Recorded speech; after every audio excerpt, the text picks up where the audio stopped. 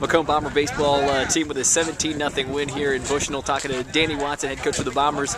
Tell me about today's keys to the game and scoring all the runs early on in this game. Well, I thought, we put pressure on them a little bit. We made them make plays, and we put the ball in play. I thought our hitters did a pretty good job of going with the pitch and swinging at strikes. And really, I think it started with our starting pitcher pitching too. I thought Ryan Kimbler, took care of business through strikes and let our fielders make plays. And defensively, we're continuing to get better. We're a very young team. We didn't start a senior today in the field, so it's a situation where the more games we play, the more innings we play, I think the better we'll be. And I think this is just a stepping stone and continuing to a growing process to get a little better. And at times on the base pass, doing some nice things on the base pass, taking advantages of some errors out there. Yeah, we really did. We really took the extra base. We have some guys with some good baseball sense and get some good jumps, and we've continued to get better at that. And at the top of the lineup with Hunter Cunningham and Derek Mabry, when they get on base, we can do some different things with those two because they both control the bat real well, but they also have pretty good speed. And out in the field, turned a nice double play there in the third inning, I believe, and did some nice things out in the field. Yeah, Hunter is got some pretty quick hands at short. He can really flip it to the second baseman. We got to still work on Seth a little bit on his turn, but he's got a strong enough arm to be a little slower with it. But defensively, that's you got to give a team 21 outs, and if you give them any more than that, then you're putting pressure on your pitcher and you're putting pressure on your defense. So that's what we try to stress: just limit a team to 21 outs and don't give them any more.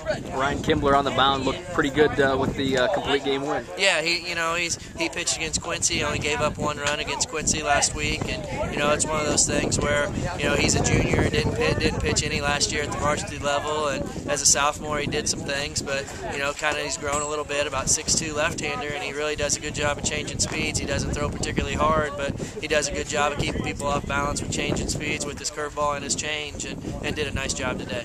You mentioned it's a pretty young team here early on in the season. How have things progressed for the Bombers? I think we've played some pretty good teams. Our record's 6-4. I think it could be a little. I think more. It should be about 8-2. But again, it's one of those things where you're young and you're just trying to learn and try to get better on things. So I'm happy with where we're at. I think we can be better, and I think we will get better as the year goes. And we got a lot of guys who really enjoy baseball, and the way the weather's been, hopefully it continues this summer or this spring, and we get a lot of games in, and I think we'll be playing our best baseball in late May.